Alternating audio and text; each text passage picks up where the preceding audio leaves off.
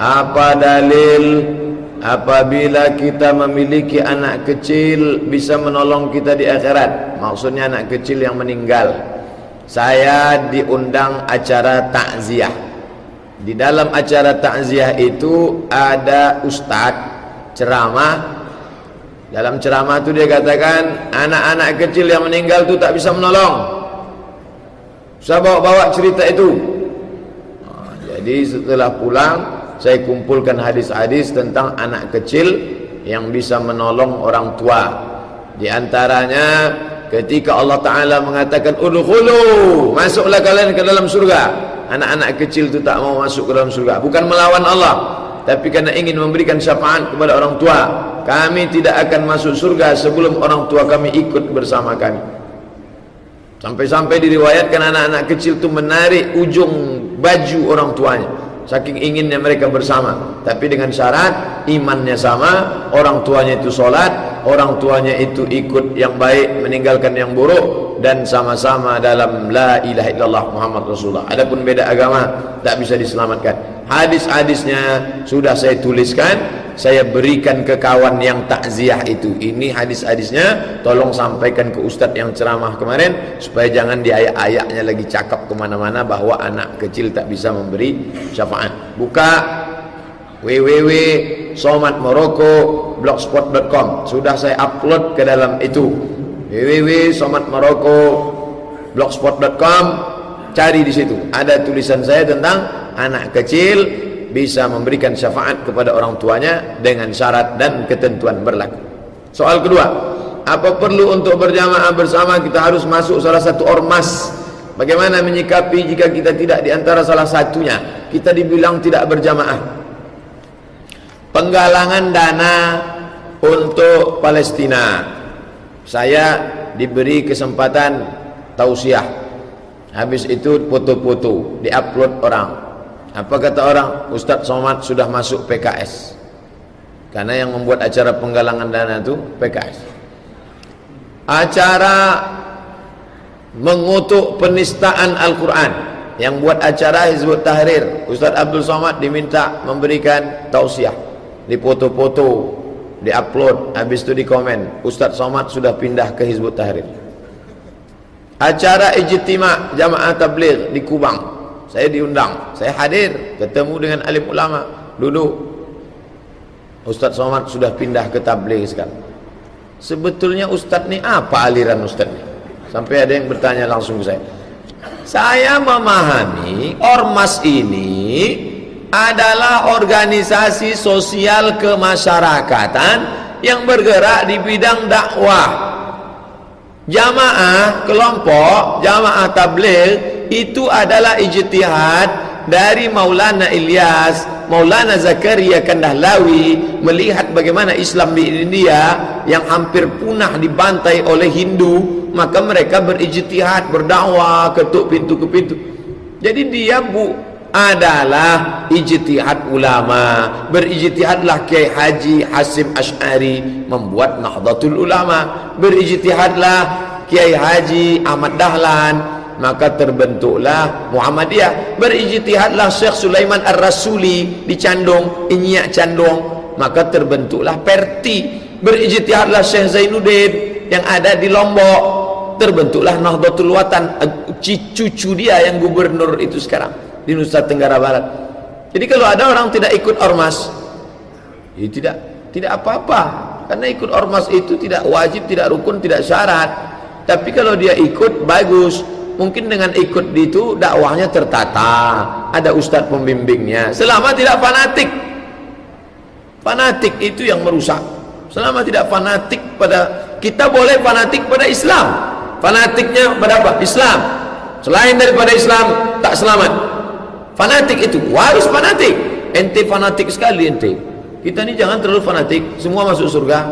Di surga itu nanti macam-macam agama orang. Ada Hindu masuk surga, ada Kristen masuk surga. Oh, ini pluralisme ini. Wa man yabtaghi ghairal islami dinan, siapa yang mencari agama selain Islam, falan yuqbala minhu, syukran, maka dia tidak akan diterima. Wa huwa fil akhirati minal khasirin, termasuk orang yang rugi. Nauzubillah. Ustaz, apa hukum tukar tambah? Saya punya motor, bapak punya motor, lalu saya tukar motor saya dengan motor bapak. Karena motor saya ini baru, maka saya tambah. Itu namanya tukar tambah. Ya tak apa-apa.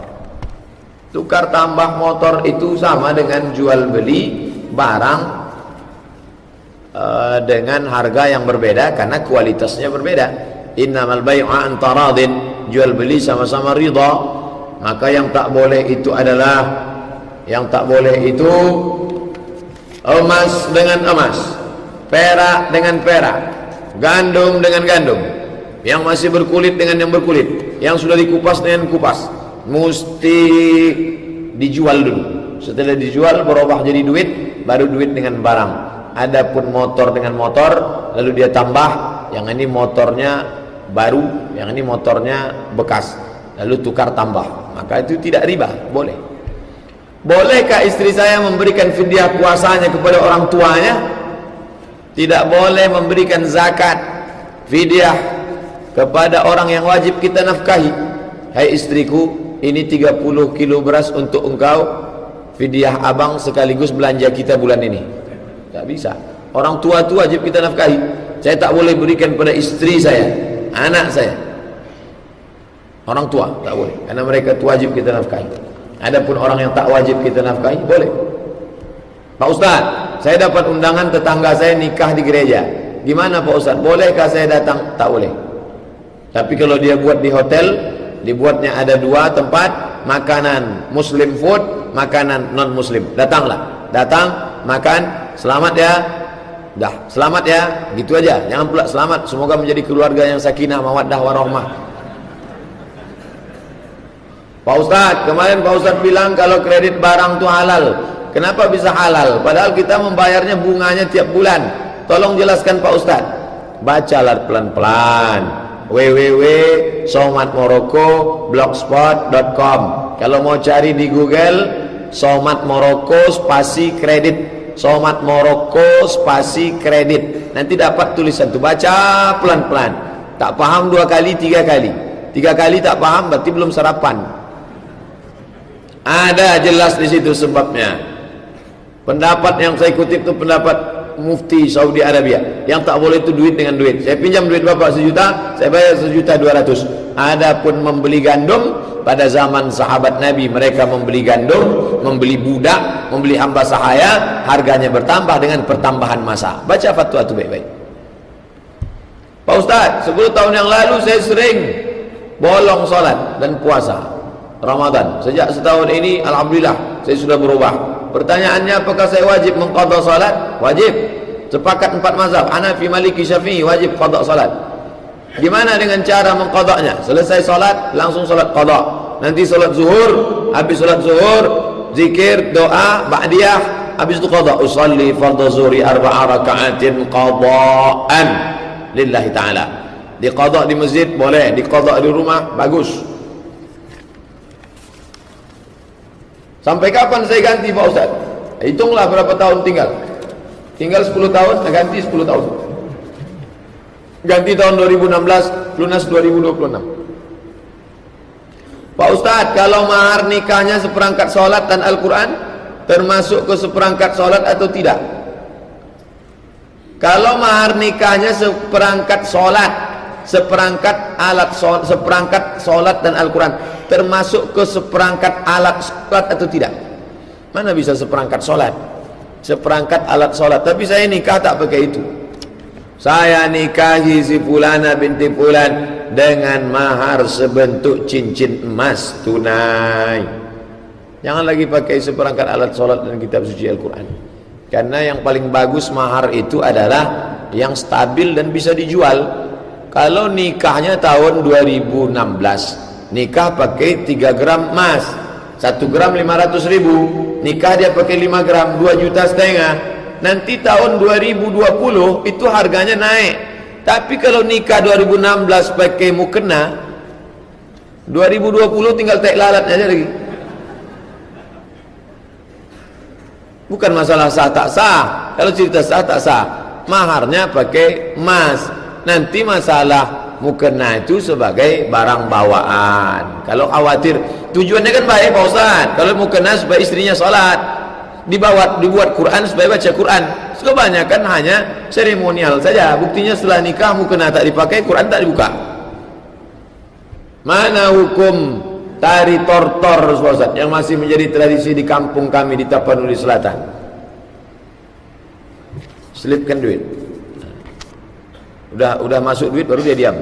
Sebelum masuk duit gerak-gerak itu. Yang namanya tradisi, al-aslu hukum kaidah, al-aslu fil asya' al-ibahah. Hukum segala sesuatu ibahah, boleh. Apapun namanya hukum asalnya boleh. Kapan dia menjadi haram? Di mana letak haramnya? Menari laki-laki perempuan. Semangatlah betul si laki-laki tadi menari. Kenapa dia semangat nari? Karena menari bersama bini orang, menengok auratnya. Menari tak menutup aurat. Laki-laki sama laki-laki. Orang Arab tu menari, tengok orang Yaman. Saudi Arabia kalau sudah hari raya, hari kebesaran, hari peringatan namanya Al-Yaum Watani, hari nasional Saudi Arabia, menari. Coba tengok, Raja Saudi menari pakai tombak, pakai tongkat, pakai pedang. Raja Salman sekarang ada video Raja Salman menari, buka. Raja Salman menari pakai gendang. Jadi yang tak boleh itu tarian erotis, membangkitkan syahwat, bersatu laki-laki dengan perempuan.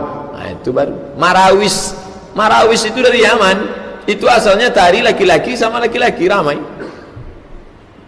Kapan muncul memukul gendang, berselawat segala macam. Nabi melihat orang-orang Habasyah menari pakai tarian tombak pendek, hirbah namanya. Tombak pendek di dalam Masjid Nabawi. Karena tarian tombak pendek itu sekaligus tarian perang. Tapi ketika tarian erotis, membangkitkan syahwat, campur aduk laki-laki dengan perempuan, menimbulkan ghibah, namimah, haram, tak boleh. Apa sabda Nabi mengatakan bertasbihlah untuk laki-laki dan tepuk tangan untuk wanita? Mohon penjelasannya Pak Ustaz tentang sabda Nabi ini. Nabi sakit, tak bisa datang ke masjid. Lalu Nabi di rumah, Abu Bakar maju jadi imam. Kata Nabi, nanti aku tak bisa, Abu Bakar maju jadi imam. Ketika Abu Bakar Siddiq maju jadi imam, ketika sedang sholat tu datang Nabi dari rumahnya. Pas Nabi datang, sahabat tahu. Ini menunjukkan sahabat itu sadar. Sekhusuk-khusuknya sahabat itu sadar dia siapa yang datang. Mereka lihat Nabi datang, mereka pukul. Mau ngasih tahu Abu Bakar dapat. Abu Bakar itu ada Nabi tu. Kan tak mungkin dia tepuk Abu Bakar ada Nabi, mundur ke belakang. Selesai solat Nabi kasih. Apa kata Nabi? Innamat tasfiqulin nisa. Yang tepuk tangan itu untuk perempuan. Kalau perempuan salah baru kalian tepuk tangan. Tapi kalau laki-laki, subhanallah. Begitu teksnya. Adapun kronologis sebab hadis itu muncul namanya asbabul wurud. Asbabul wurudnya begitulah ceritanya. Saya adalah ormas, maksudnya saya adalah anggota Ormas Muhammadiyah. Karena saya minoritas, saya selalu jadi makmum saja. Ketika salat maghrib, kebetulan imam musala NU belum datang imam, hingga waktu maghrib dirasa sudah lama. Oleh karena itu jamaah nyuruh saya jadi imam. Ketika sudah rakaat kedua, imam masjid yang biasanya akhirnya datang. Namun dia mendirikan solat sendirian, padahal masih ada satu rakaat lagi. Bagaimana hukumnya Pak Ustaz? Inilah yang saya sebut fanatisme tadi. Ini saya yakin bukan karena Muhammadiyah sama NU-nya, tapi ada masalah pribadi. Maka sambung silaturahim baik-baik. Saya bukan orang Muhammadiyah, tapi saya ceramah di Masjid Muhammadiyah 2 tahun. 2 tahun berturut-turut di Masjid Muhammadiyah Jalan Paus. Masjid Muhammadiyah belakang Ramayana 6 bulan. Berhenti saya 6 bulan bukan karena saya dipecat. Saya mengundurkan diri. Saya mohon maaf Pak Haji, Pak Ketua Masjid, saya tak bisa lagi ceramah di Masjid Muhammadiyah karena saya harus mengajar di UIN Panam. Habis sholat zuhur mengajar ke Panam, saya payah. Jadi hubungan kita mesti baik. Dan diangkat imam tetap. Masjid-masjid walaupun tak sanggup menggaji macam masjid paripurna, tetap diangkat imam tetap. Kalau tidak, syukran. Kalau tidak nanti kacau balau masjid kita. Jaga persatuan, jangan sampai rusak, dan angkat imam tetap. Imam ratib namanya. Ketika salat isya berjamaah, pada waktu rakaat kedua tiba-tiba imam jatuh sakit dan tidak sanggup lagi untuk melanjutkan rakaat selanjutnya, apakah kita melanjutkan yang diiringi imam tadi atau diulang lagi? Imam yang sakit tadi, apakah imam itu pingsan atau imam itu jatuh atau meninggal dunia, maka majulah yang di belakang imam. Makanya kalau berani tegak di belakang imam, itu berarti sudah siap jadi imam. Tidak boleh tegak di belakang imam kalau tak siap jadi imam. Siapa saja yang tegak di belakang imam, kalau di Malaysia dibuat sajadah itu dua, sajadah depan satu, sajadah belakang satu. Tidak ada orang boleh tegak di belakang kalau bukan imam, imam cadangan. Begitu imam di depan itu sakit, jatuh, pingsan, batal, demam, batuk, meninggal, majulah yang belakang itu, lalu dirapatkan tutup, maju ke belakang, maju yang depan. Begitu caranya. Bukan diulangi solat, solat tetap dilanjutkan. Apa yang dimaksud dengan gharar? Gharar, ketidakpastian, gambling, tak pasti, tak jelas. Saya pinjam uang bapak, saya akan bayar tanggal 1 Januari 2017, jelas. Saya pinjam uang ibu, saya mau ternak lele, nanti kalau berhasil 50-50, 50 untuk ibu, 50 untuk saya. Namanya mudharabah. Kalau rugi ditanggung bersama, untung tanggung bersama. Gambling tak jelas, saya pinjam aja, pokoknya nanti kita tengoklah perkembangannya kemana. Gharar, tak jelas, ada unsur judinya. Tiba-tiba melambung, tiba-tiba jatuh, gharar. Apakah saat transaksi terjadi tetapi penjual sudah menjelaskan bahwa barangnya masih kosong dan akan dipesan dulu, apakah itu termasuk gharar? Uang sudah diserahkan pada penjual, lalu penjual melakukan pemesanan barang. Tidak boleh menjual barang yang barangnya tak ada. Saya jual kepada kamu buah nangka, mana buahnya? Insya Allah baru saya tanam, 3 tahun lagi berbuah lagi. Tak jelas, harus jelas. Barangnya ada, cuman sekarang lagi di Jakarta, maka syarat dan ketentuan berlaku. Kami menjual barang di Pekanbaru, bila barang tidak dikirim dalam 3 bulan, uang akan pulang, akan diganti kerugian. Jenis barangnya ini, daftar komplainnya ini, maka jual beli e-commerce sah. E-commerce, elektronik komersial sah. Email, elektronik mail sah, dengan syarat dan ketentuan berlaku. Tak ada unsur tipu dan ada kepastian. Barang dari Jakarta pasti bisa nomor calling. Assalamualaikum, waalaikumsalam.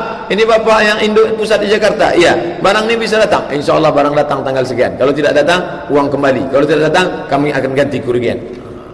Ada kepastian.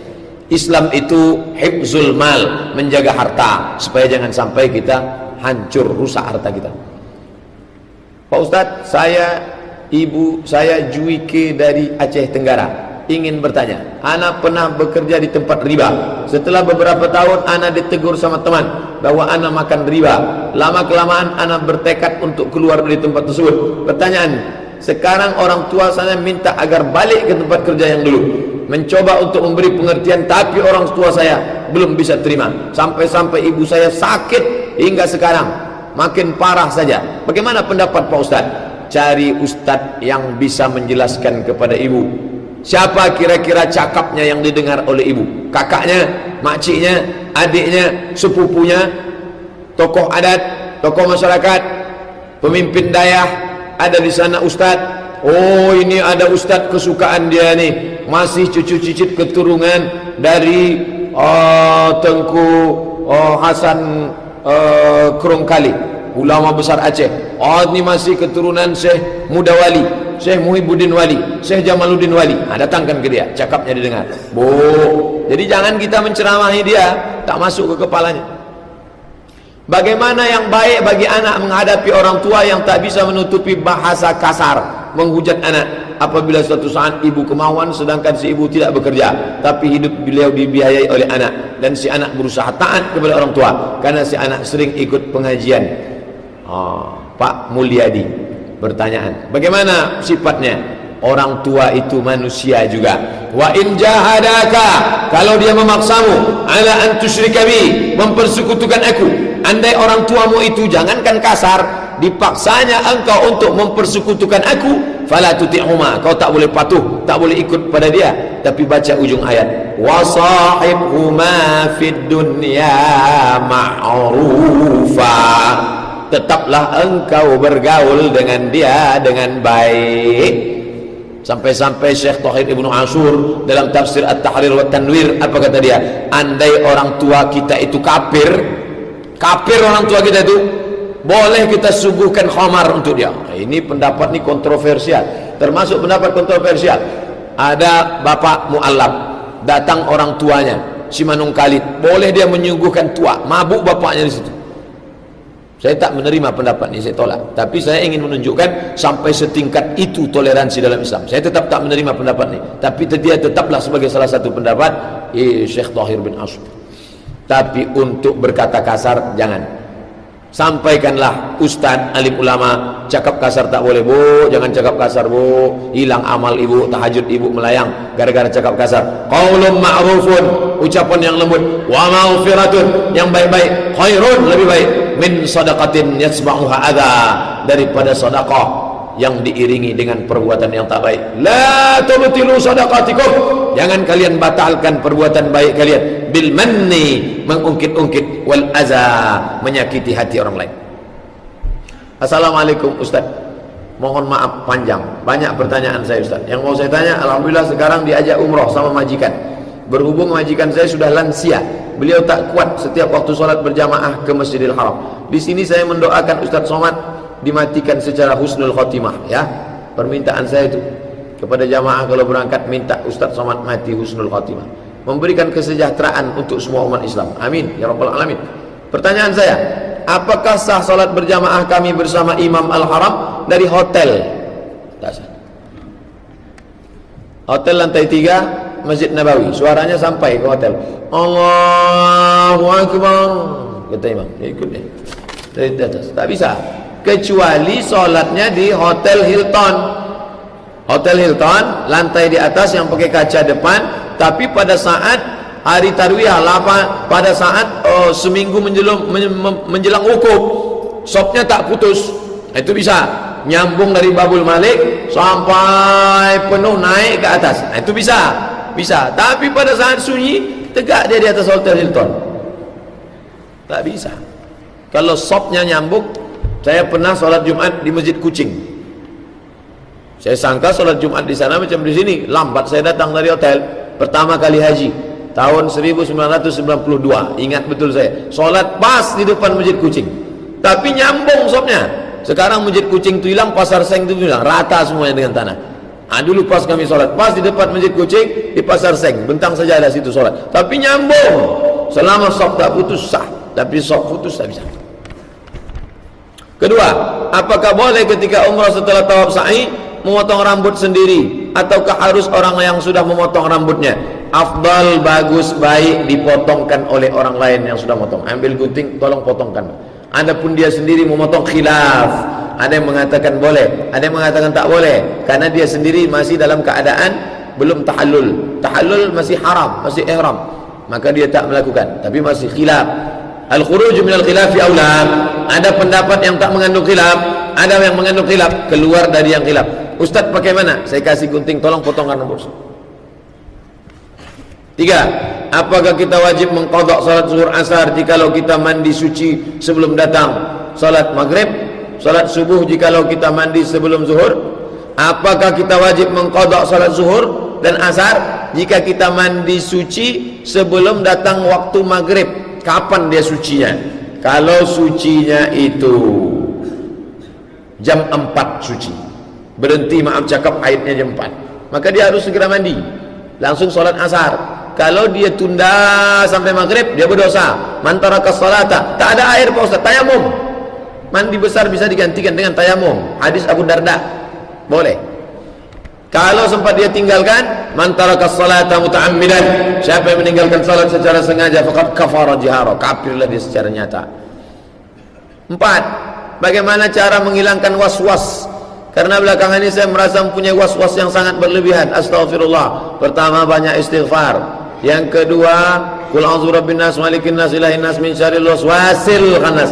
A'udzu bikalimatillahi tammati min kulli syaitani wa hammati wa min kulli 'ainil lammah. Bismillahirrahmanirrahim. La yadurru ma'a ismihi syai'un fil ardi wa la fis sama'i wa samiul alim. A'udzu bi kalimatillahi tammati min kulli syaitani wa hammati wa min kulli ainil lammah. Perbanyak itu, yakinkan kuat. Aku yakin, saya yakin, saya yakin, saya yakin, saya yakin. Hilangkan was-was itu. Apakah was-was wuduknya batal atau was-was dalam musalli? Allahu Akbar, Allahu Akbar, sampai was-was sah atau tidak sah, sah atau tidak sah, atau was-was dalam keadaan kentut, maaf cakap, sudah keluar atau tidak, keluar atau tidak. Maka kata Nabi, jangan kau batalkan salatmu hatta tasma'a sautan, sampai kau dengar suara, au tajida rihan, atau kau cium bau. Sampai kau dengar suara atau kau cium bau. Kalau tak dengar suara, tak cium bau, maka tak batal. Yakinkan, saya yakin. Al-yaqinu la yuzalu bisyak. Keyakinan tidak akan dapat dirusak dengan syak, keraguan. 5. Seorang teman Kristen pernah berkata, agama Islam itu cuma untuk orang Arab saja. Lihat saja solat orang Islam harus pakai bahasa Arab, tidak boleh pakai bahasa sendiri. Bagaimana tanggapan jawaban Pak Ustaz? Orang Arab pun tak pakai bahasa Arab sekarang. Orang Arab sekarang tidak pakai bahasa Arab. Yang pandai bahasa Arab, pergilah ke Mesir, pergi ke kampung. Bingung orang Mesir tu, dia tak pandai bahasa Arab. Jadi kita solat itu bukan pakai bahasa Arab. Kita solat pakai bahasa Al-Quran. Itu mesti dipahami. Karena orang Arab itu sendiri pun tak memakai bahasa itu. Saya sampai ke Mesir, di sini sudah bisa belajar bahasa Arab. Sampai di Mesir mengango, dia pakai bahasa Amiyah. Selesai dari Mesir, kuliah di Maroko. Sampai di Maroko, bahasa Mesir pun tak laku di Maroko. Bahasa Arabnya, bahasa Al-Qurannya kapan? Mata, mata, mati. Mata kapan? Sampai di Maroko, fukos. Kaifa haluk, apa kabar? Sampai di Maroko, labas alik, kidir syuaya. Jadi kalau ada orang mengatakan ini untuk orang Arab nih, orang Arab, sampaikan ke dia, orang Arab tu pun tak pakai bahasa ini lagi. Ini bahasa Al-Quran. Andai hidup Nabi Muhammad zaman sekarang, kita bisa ngomong dengan dia dengan bahasa apa? Bahasa Al-Quran. Andai datang Nabi Isa ke Pekanbaru, tak satu pun pendeta itu bisa ngomong sama dia. Kenapa? Karena sudah mengalami perubahan bahasa yang macam-macam. Datang Nabi Isa kemari, tak satu pun orang dari Santa Maria sampai HKBP tak bisa ngomong sama Nabi Isa. Paling-paling mereka bahasa. Tapi kalau datang Nabi Muhammad kemari, bisa kita ngomong. Dengan apa? Keutamaan bahasa Al-Quran. Assalamualaikum Pak Ustaz, ana mau tanya, ana ada ikut pengajian di masjid dan kata Ustaz tersebut kalau usus sapi atau kerbau tak boleh dimakan.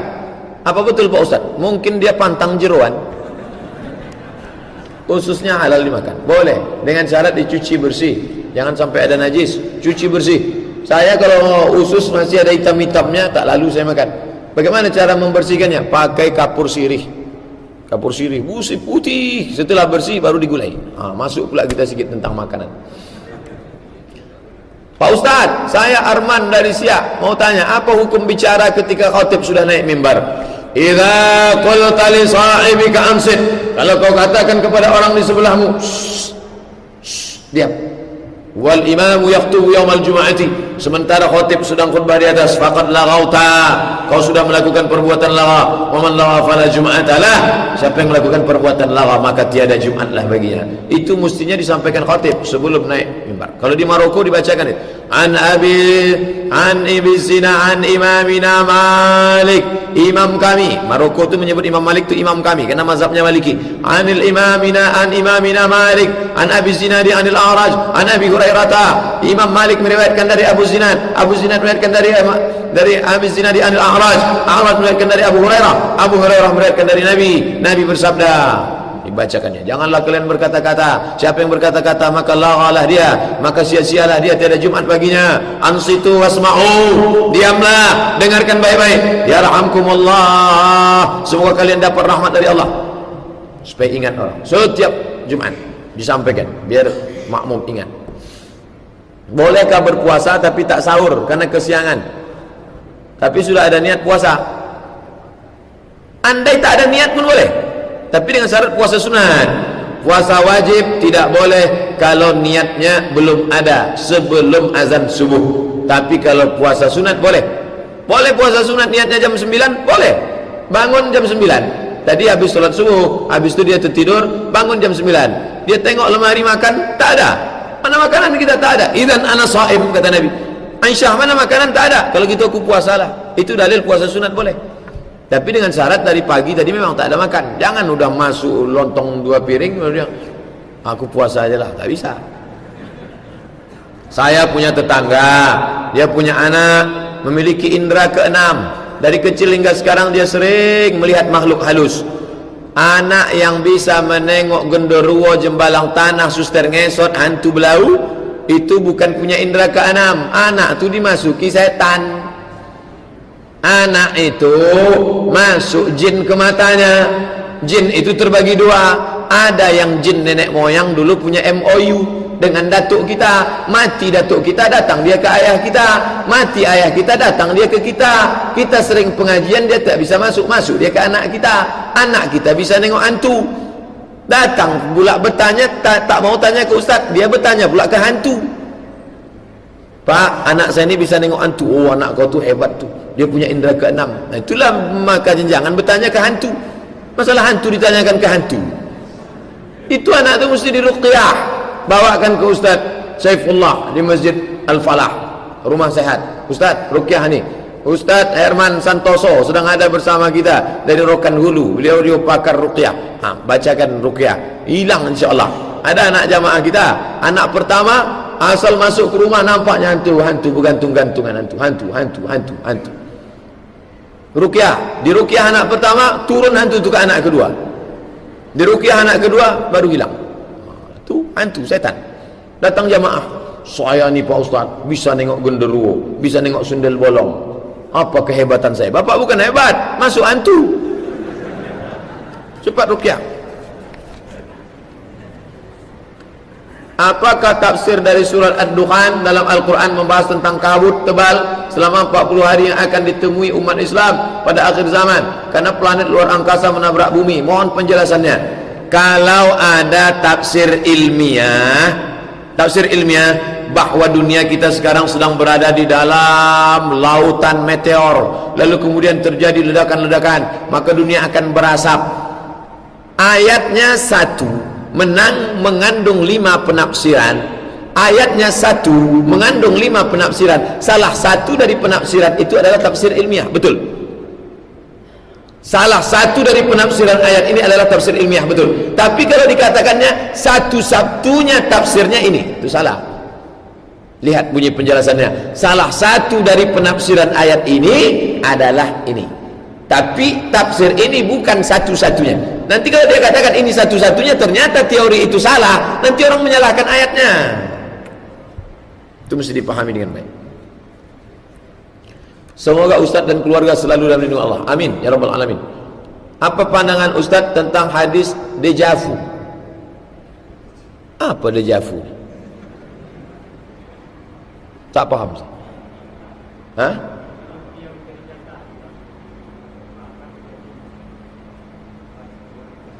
Pernah terjadi bahwa dia melihat dalam mimpinya. Apakah dia tidur dalam tidurnya? Terjadi ternyata besok malam tadi dia mimpi, saya pergi ke suatu tempat. Apa kata dia?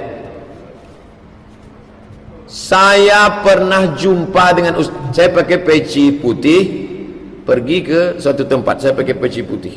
Ustaz, saya pernah nengok Ustaz. Di mana? Dalam mimpi saya. Tapi tak macam ini. Dalam mimpi kamu macam mana saya waktu itu? Ustaz pakai peci hitam, pakai koko.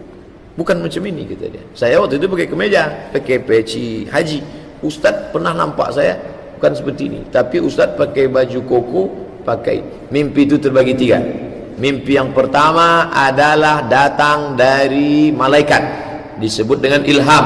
Mimpi kedua datang dari setan, disebut dengan waswasah. Mimpi ketiga proses tadi siang yang tak selesai. Makanya selesaikan semua di siang biar tak terbawa ke malam. Sebelum tidur baca doa, bismika Allahumma ahya wa amut, qul wallah, qul falaq, qul rabbin nas, tiupkan ke telapak tangan, ke kepala. Itu yang dilakukan Nabi. Andai macam-macam mimpi datang di waktu malam, maka tiupkan ke kiri. Ada jamaah baca tiup ke kiri meludah, katanya Pak Ustaz. Bukan meludah, meniup dengan ada sedikit air ludah. A'udzubillahi kalimatillah tammati min kulli syaitani wa hammatin min kulli alim. Dengan sedikit air ludah. Bukan meludah, kalau meludah itu dengan sedikit air ludah mentiup sebelah kiri. Andai terjadi, bisa saja terjadi. Bagaimana membedakan dia dari malaikat dengan dari setan? Datang rasa takut, datang rasa cemas, lalu kemudian menjadi bahan pembicaraan. Aku sebetulnya sudah punya indera keenam. Sebelum jumpa Ustaz Somad itu sudah kulihat dia duluan dalam mimpi. Semua yang terjadi aku tahu. Itu setan tuh membuat kita suka menjadi tukang ngomong, tahu keadaan yang akan terjadi. Tapi setelah mimpi itu kita menjadi takut pada Allah, takut buat dosa, solat bertambah khusyuk, menjadi istiqamah. Allah memberikan ilham kepada orang-orang yang baik. Wallazi anzalas sakinata, dialah yang menurunkan ketenangan fi qulubil mu'minin, ke dalam hati orang yang beriman. Jadwal tidur Rasulullah itu kapan Pak Ustaz? Sebelum habis Isya, selesai sholat Isya tidur. Tidur yang paling bagus setelah Isya. Makruh ngobrol setelah Isya. Makruh ngobrol setelah Isya, kecuali ngobrol agama, pengajian boleh. Habis itu bangun dia tengah malam, sepertiga malam, maka kemudian dia pun sholat tahajud. Habis itu dia berbaring-baring, lalu kemudian menunggu menanti azan subuh. Tidur malam dan tidur siangnya berapa lama? Agak-agak lah itu. Jadi kalau tidur jam 8 Isya, 9, 10, 11, 12, 1. Lalu kemudian setelah itu dia sholat. Menjelang sholat subuh dia baring-baring, ittija, berbaring-baring. Lalu kemudian itu datang Bilal. Ya Rasulullah, sudah boleh iqamat? Ya, karena Nabi sholat qabliyahnya di kamarnya. Bilal manggil dia, ya Rasulullah sudah boleh iqamat? Iqamat Bilal, baru dia iqamat. Siangnya qailulah. Qailulah itu dua riwayat, satu sebelum zuhur, satu setelah zuhur. Yang membuat sebelum zuhur, oke, agak-agak 1 jam, setengah jam tidur bagus. Saya sudah tanya ke Pak Dokter, Pak Dokter gimana tentang tidur qailulah? Oh bagus sekali Pak Ustaz. Ustaz kalau mau sehat fit, tidur qailulah sebelum zuhur atau setelah zuhur. Apakah ada makan makamnya Siti Hawa Ustaz, istri Nabi Adam? Saya dibawa ziarah ke makam Siti Hawa tahun 1992 di Jeddah. Panjang. Apakah betul itu makam Siti Hawa? Wallahu alam bisawab. Berapa tinggi Nabi Adam? Sittuna zira'an. Sittuna zira'an. Zira' 60 hasta. Begitulah lebih kurang panjangnya Siti Hawa Nabi Adam alaihissalam. Jeddah artinya nenek. Kenapa disebut Jeddah nenek? Karena di situ makam nenek kita Hawa. Betul tidak? Wallahu alam. Tak ada Nabi menyebut itu. Hanya perkiraan sejarah. Jeddah. Di Riau tak ada nenek. Sinamo nenek ada. Bila nama kita terdaftar untuk melaksanakan tugas selama 30 hari, namun tidak dilaksanakan dan dibuat laporan yang ngarang 30 hari, bagaimana hukumnya Pak Ustaz? Tipu. Acara seminar 3 hari, tanda tangan 3, dibuat 1 hari. Bapak Ibu kita padatkan aja di 1 hari. Tipu. Man ghasyana falaysa minna. Siapa yang menipu bukan golongan kami. Duitnya haram. Ustaz pernah dapat? Pernah. Ustaz pernah juga hadir. Saya jadi peserta, disuruh tanda tangan banyak, dapat. Duitnya kemana? Saya serahkan fakir miskin. Karena kalau saya serahkan ke panitia, habis ditelan mereka.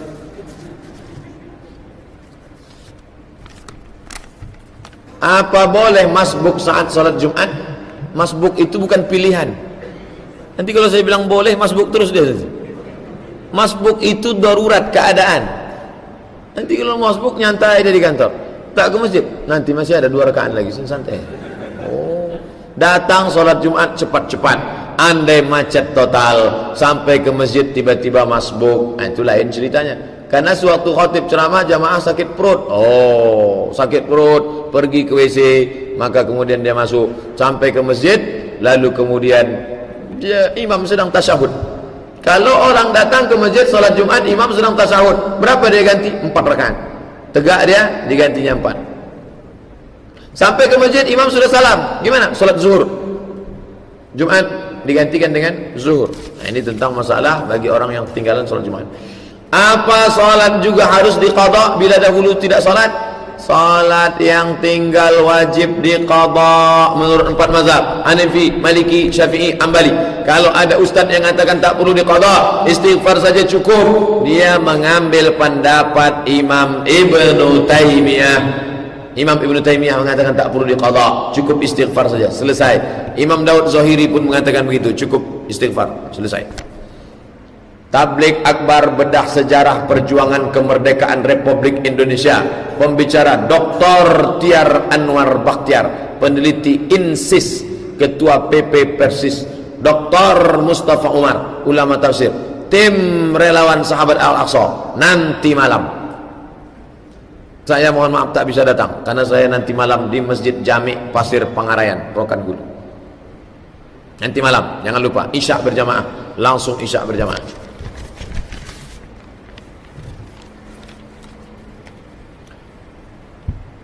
Ustaz, apabila imam empat mazhab mengatakan haram, tapi ulama kontemporer mengatakan boleh, apa yang harus kita lakukan? Ikut empat mazhab, lebih selamat. Mereka lebih alim, zaman mereka salafus saleh, ikut mereka, lebih selamat. Apa pendapat Ustaz tentang film Nabi Muhammad, Messenger of God, film yang dibuat pemerintah Iran, walau tidak menampakkan muka, tapi memperlihatkan penampakan Nabi, seperti tangan, rambut, tubuh dari belakang. Iran Syiah. Syiah berhati-hati, sedikit banyak racun-racun Syiah Rafidah ada di dalam. Mereka menistakan para sahabat Nabi. La tusalli khalfa Rafidi, jangan kau solat di belakang Syiah Rafidah, kata Imam Syafi'i. Kata muridnya, sifhum lana, bagaimana kami tahu dia Syiah, bagaimana sifatnya? Kata Imam Syafi'i, man qala inna Aba Bakrin wa Umar laysa bi imamaini fa huwa rafidhi. Siapa yang mengatakan Abu Bakar dan Umar itu bukan khalifah, maka dia Syiah Rafidah. Sedikit banyak ada racun-racun ditanamnya dalam, kita tak tahu. Contoh yang disusupkan kemarin dalam sinetron Indonesia, jangankan produk Syiah yang di Iran, sinetron Indonesia ternyata ada disusupkannya. Dialognya dikirimkan ke saya, Dek, kamu kalau belum mampu nikah, nggak usah nikah, nggak apa-apa, nikah mut'ah aja.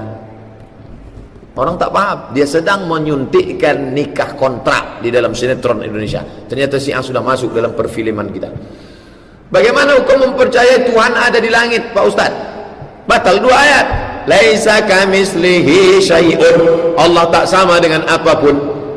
Walam yakul lahu kufuwan ahad, Allah tidak serupa dengan apapun. Ketika ditunjuk, bisa ditunjuk dia di atas, maka dalam akidah Tahawiyah, Allahu munazzahun 'anil jihatis sib, Allah itu suci dari 6 arah.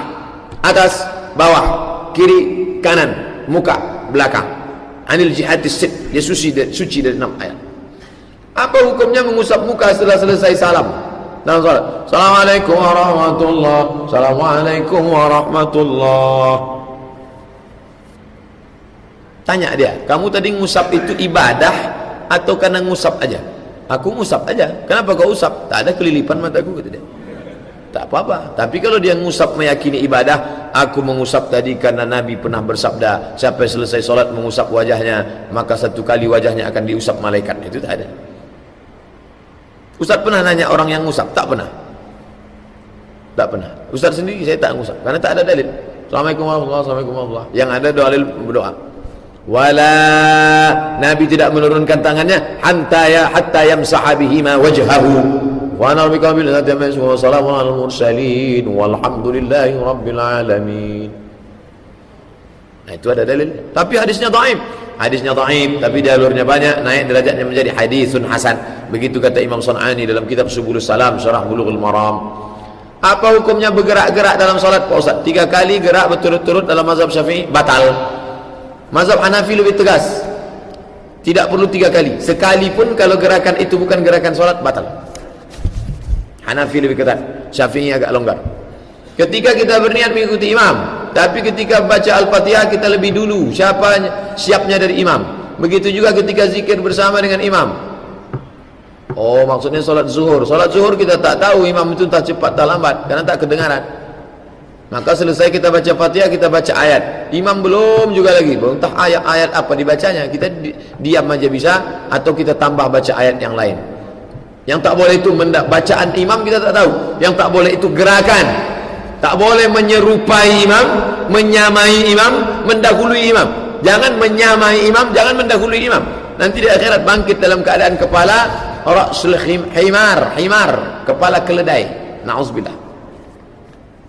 Makanya bangkit setelah bar, Allahu Akbar. Di saat bar imam itu baru kita bergerak. Karena kalau kita bergerak saat dia Allah, dia A-nya nyebut dari bawah. Allah. Makmumnya anak muda, imamnya orang tua. Imam tu masih bungkuk, makmum dah tegak di belakang. Itu jadi kepala keledai. Makanya bangkit setelah dia bar, Allahu Akbar, baru kita bangkit. Bolehkah wanita haid masuk masjid? Perempuan sedang haid tidak boleh megang Quran, tak boleh bawa Quran, tak boleh buka Quran, tak boleh baca Quran, tak boleh tawaf, tak boleh salat, tak boleh puasa, tak boleh i'tikaf, tak boleh masuk dalam masjid. Buka kitab Al-Fiqhul Islami wa Adillatu Syekh Wahab Zuhaili. Kalau ada ustaz lain yang berpendapat boleh, itu pendapat dia. Saya tak berani. Saya ikut pendapat ulama. Apa hukum motong kuku, motong rambut? Sebaiknya tidak motong kuku, tidak motong rambut. Tapi kalau kuku itu patah, rambut itu putus, rambutnya gugur, tidak perlu rambut itu digulung-gulung, nanti dibawa mandi waktu mandi besar. Tradisi perempuan di tempat saya, rambut disimpan, nanti waktu mandi dibawanya mandi. Saya tanyakan langsung waktu kuliah di Mesir, jumpa sama Syekh Said Askar. Syekh, Assalamualaikum. Di Mesir kita jumpa ulama tu senang, sambil di jalan jumpa. Assalamualaikum, saya cium tangannya. Syekh, Assalamualaikum. Kaif haluk bi khair? Tamam. Fi soal Syekh. Naam. Fi baladna wahid imra'ah saqatat sya'ruha, ada perempuan gugur rambutnya, wa hiya tahtafizu biha wa ba'din bighsil ma'aha fil ghusl janabah. Waktu dia mandi besar, lalu kemudian dibawanya mandi. Kata Syekh Said Askar, tak perlu. La yukallifullahu nafsan illa wus'aha. Kalau rambutnya gugur, dia macam sampah, buang saja. Patah kukunya, copot, biar tak perlu disimpan. Tapi sebaiknya dia tidak motong kuku dan tidak dia kan tahu tanggalnya. Menjelang beberapa hari sebelum itu potong. Jangan pangkas, jangan potong kuku pada saat sedang haid. Bolehkah berzikir? Zikir tak dilarang.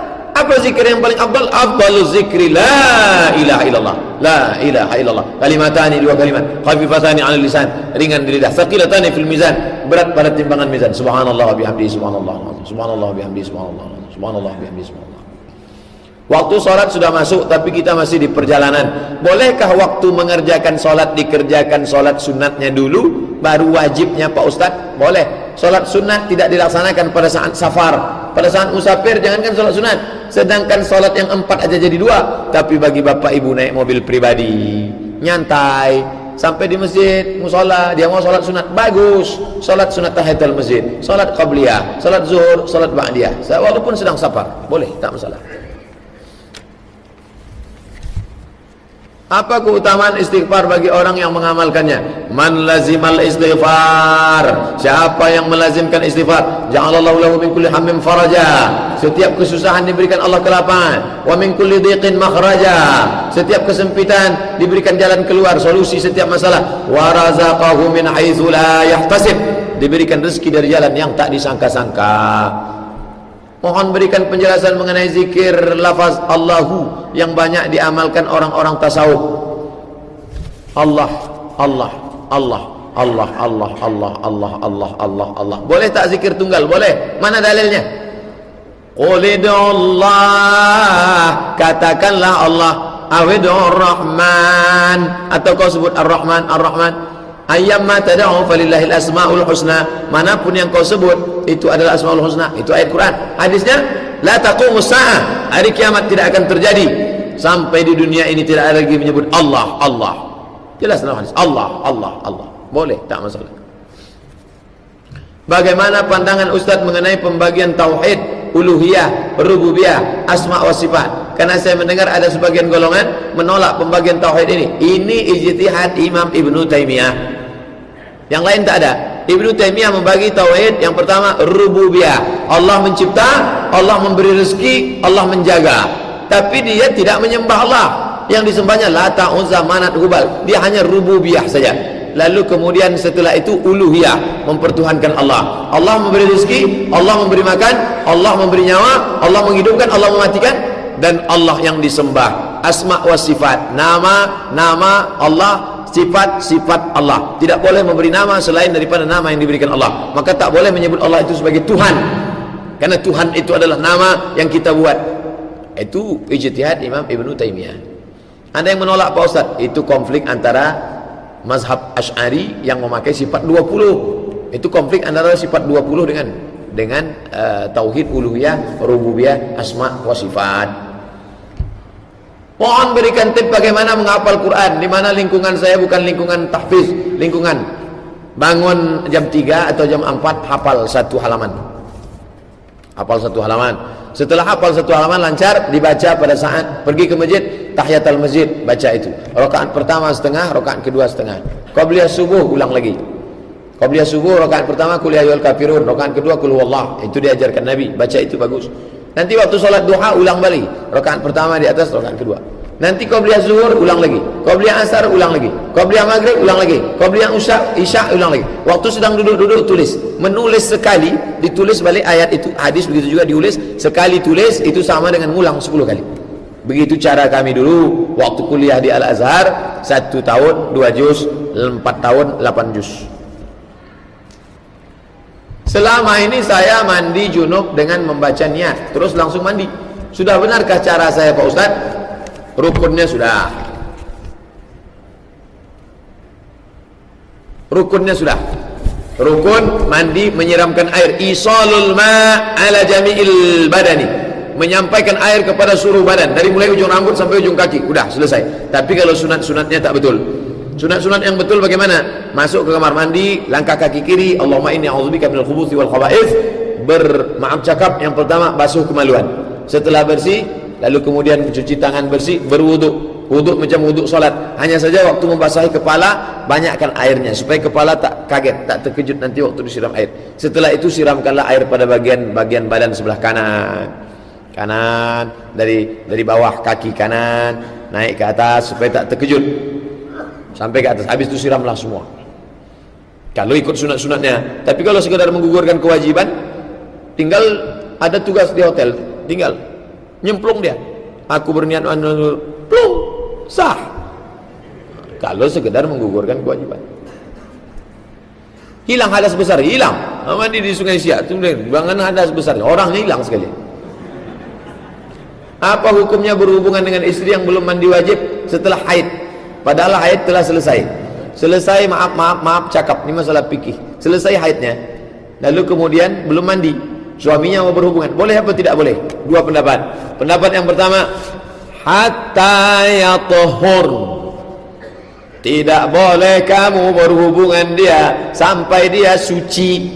Itu pendapat pertama. Asal dia suci, makna suci di situ berhenti haidnya, walaupun dia belum mandi, boleh. Pendapat yang kedua, hatta yatahharna, sampai dia suci dan dia bersuci. Ini pendapat yang kuat nomor 2. Sampai dia suci, makna suci berhenti haidnya, dan dia bersuci, dia sudah mandi. Saya pilih pendapat yang kedua, lebih selamat. Tapi saya tak menyalahkan orang yang pendapat pertama, karena ada pendapat ahli fikih yang membolehkan. Asal sudah berhenti, walaupun dia belum mandi, dia suci, walaupun belum bersuci. Bedakan antara suci dan bersuci. Suci berhenti haid, bersuci mandi besar. Bagaimana hukum imunisasi pada bayi? Saya pernah mendengar kandungan ada enzim babi. Pendapat yang membolehkan anak katanya darurat tingkat tinggi. Nanti kalau tidak disuntik anak ini akan begini bla bla bla bla bla bla bla bla. Untuk kepastiannya tanya dokter. Bahaya tak? Saya hanya menjawab hukumnya. Bahaya tak bahayanya tanya dokter Suhaimi. Beliau yang mengkaji masalah anak. Atau pergi ke rumah sakit ibu dan anak. Rumah sakit ibu dan anak, rumah sakit Zainab. Ingat ibu, ingat anak, ingat Zainab. Tanya ke dokter di sana, dokter Amru, tanya dokter Ibu, dokter Diana, bagaimana nih Bu tentang ini. Adapun masalah hukumnya, kalau dikhawatirkan antara cacat mati dengan babi, boleh memilih babi daripada cacat dan mati. Kalau memang dapat dipastikan. Anak Ustadz sendiri, istri saya nanya, waktu kemarin imunisasi, ini anak kita imunisasi apa tidak? Tak usahlah. Nanti kalau anak kita ini bodoh, aku dulu tak imunisasi, tak bodoh-bodoh betul. Ustaz tak imunisasi dulu? Tidak. Dari mana Ustaz tahu? Saya tanya mak saya. Mak, aku dulu imunisasi apa tidak? Tidak. Kita ini orang kampung. Asal datang dokter, lari kami tunggang langgang bawa kau ke hutan. Jadi saya ini tak pernah disuntik dari kecil. Ustaz, saudara saya dulunya masuk polisi dengan sogok. Bagaimana agar dosa tersebut, saya pernah mendengar, terhapus. Bagaimana supaya terhapus Pak Ustaz? Sogok ini dua jenisnya. Kalau dia cacat, giginya berlubang, lalu bisa ditipu-tipu tak sehat, bisa tipu disogoknya. Dengan sogok itu dia lulus, maka dia mesti resign, dia mesti berhenti, dia mesti pensiun dini. Karena dari mulai dia kerja sampai dia pensiun itu haram. Ini contoh pertama. Yang kedua itu dia sehat, tingginya cukup, giginya sehat, semua bersih, tak ada tatu, telinganya tak bersih, lulus dia. Hanya saja setelah dia lulus datang orang minta, kamu sebetulnya udah lulus, tapi kamu bisa saya batalkan, kasih berapa? Nah ini dia tak perlu resign, karena itu memang hak dia berhak menerima itu. Bedakan antara, jadi jangan nanti katakan somat membolehkan sogok. Enggak, sogok terbagi kepada dua. Kalau jenis yang pertama tak boleh, kalau jenis yang kedua maka dia tak perlu resign. Tengok jenisnya, jenis yang kemana. Ustadz, bagaimana Ustadz status tempat masjid di mana biaya pembangunannya berasal dari anggaran APBD? APBD itu punya kita. APBD Riau itu punya orang Riau. Justru kita ini rugi. Rugi kenapa? Karena barang kita tidak dinikmati oleh kita saja. 4 provinsi di Indonesia penyumbang APBN terbesar. APBN negara kita yang kaya raya, Gemah Ripah Lojunawi, Tokat dan Batu Jadi Tanaman, itu 4 provinsi penyumbang terbesar. Salah satu penyumbang terbesarnya Riau. Jadi kalau kita dapat APBD, itu limpahan punya kita sendiri, ditarik sebesar-besarnya ke pusat, nah, diturunkan sedikit saja, sisanya dibagilah sampai kemana-mana, ke Papua, Jawa Timur, Jawa Barat, tempat yang susah-susah, daerah timur, itu dari kita semua tuh, kita penyumbang. Jadi kalau kita bangun, itu uang kita, milik kita. Kenapa kita tak boleh? Sedangkan sumber APBD itu sendiri diambil kita dari pendapatan campur, ada itu ini segala macam dari milik kita. Adapun pajak segala macam, pajak diskotik, pajak itu tak kemana-mana perginya, untuk jembatan, untuk ini. Maka milik kita yang terbesar, minyak kita, gas punya kita, kelapa sawit pajak di atas, pajak karet, pajak itu segala macam. Tidak ada, sampai 33 provinsi, 29 itu mendapat limpahan dari kita. Halal, punya kita. Jangan sampai kita mau mengambil APBD. Kalau kita tak mengambil, masjid-masjid Bapak yang belum mengurus tidak dapat bantuan kalau masjid itu tidak punya surat. Itulah hebatnya mereka. Mereka mengurus sampai yayasan Menhukham, Kementerian Hukum dan HAM. Ketika turun dana, masjid bawa proposal tak diterima. Kenapa? Yayasannya mana? Mereka mengurus yayasan lengkap. SKB 3 menteri urus, yayasan urus. Ketika dapat kucuran dana, mereka dapat, kita tak dapat. Urus. Masjid harus berada di bawah yayasan, urus yayasan supaya dapat dana APBN, tidak hanya APBD.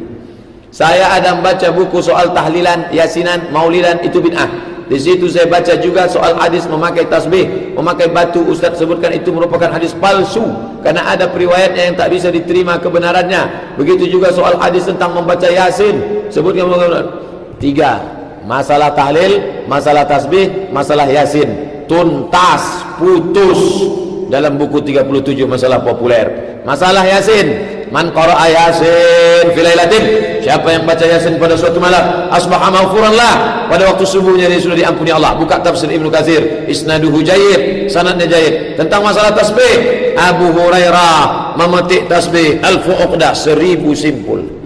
1000 simpul dibuatnya. Subhanallah, subhanallah, subhanallah, subhanallah. Kitab sahih riwayatnya, sahih. Syiar A'lam An-Nubala, buka riwayatnya. Sahabat Nabi. Lalu kemudian ditanyakan kepada ulama, para ulama Saudi Arabia, Syekh Abdul Aziz Ibn Baz, mufti Saudi Arabia. Syekh, bolehkah saya bertasbih berzikir pakai tasbih? Boleh. Dia sekedar alat hitung saja. Syekh Ibn Utsaimin ditanya, Syekh Ibn Utsaimin, boleh saya bertasbih? Boleh. Yang melarang siapa? Syekh Albani. 3 ulama besar. Bin Baz, Utsaimin, Albani. Syekh bin Baz dengan Utsaimin boleh. Albani mengatakan tak boleh. Satu mengatakan tak boleh. Masalah maulid, masalah tinggal buka saja somat maulid, tulis di YouTube somat maulid, lengkap selengkap-lengkapnya dalil, dari dalil macam-macam dalil. Videonya sudah dibuat. Dulu acaranya itu di masjid depan Batri Air.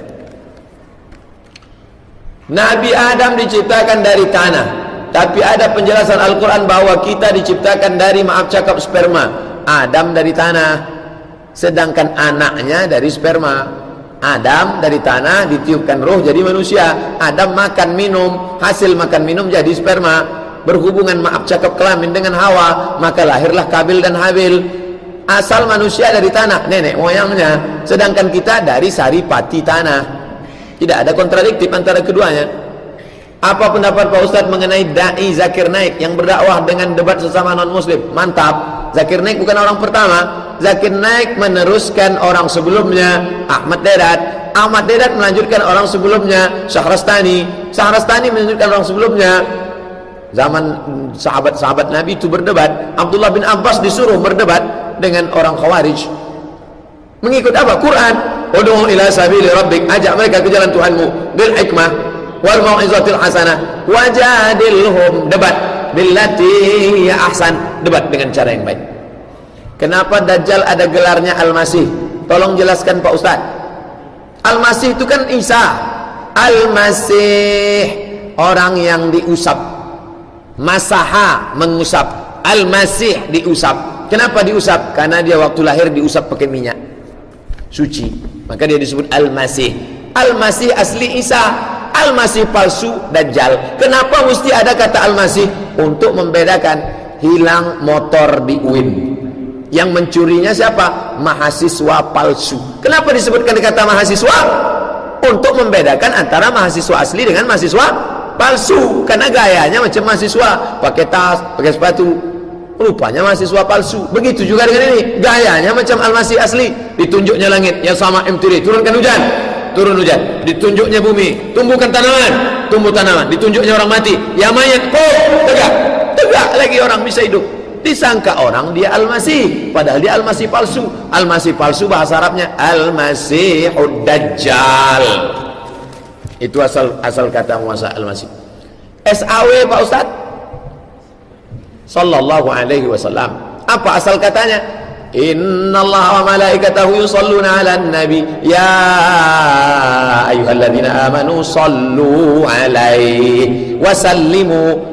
Datang sahabat menjumpai Nabi, ya Rasulullah, ya wasallimu, kami tahu assalamu alayka ya Rasulullah, wasallimu, kami tahu assalamu alayka ya Nabi Allah, wasallimu, kami tahu assalamu alayka ya khaira khalqillah, tapi salawat kami tak tahu.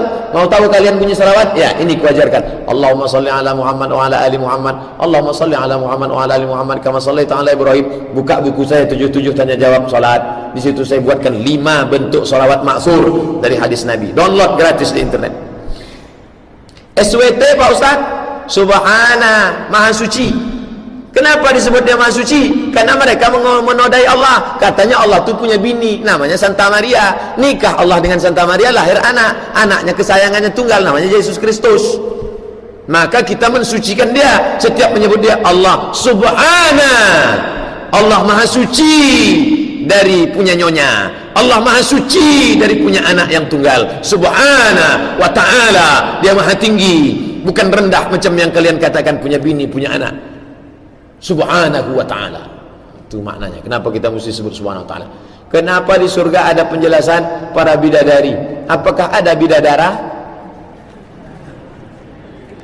Itulah beda laki-laki dengan perempuan. Perempuan itu kesetiaannya hanya ada pada satu laki-laki. Makanya banyak perempuan setelah suaminya meninggal sampai mati dia tak nikah lagi. Ibu kan masih cantik, kenapa ibu tak nikah lagi? Walaupun papa sudah lama meninggal, tapi dia tetap hadir di hati ayah adinda. Kenapa? Karena perempuan tidak bisa poli. Perempuan itu kodratnya mono. Beda dengan laki-laki. Laki-laki masih ada pun bininya, tengoknya bini orang lain.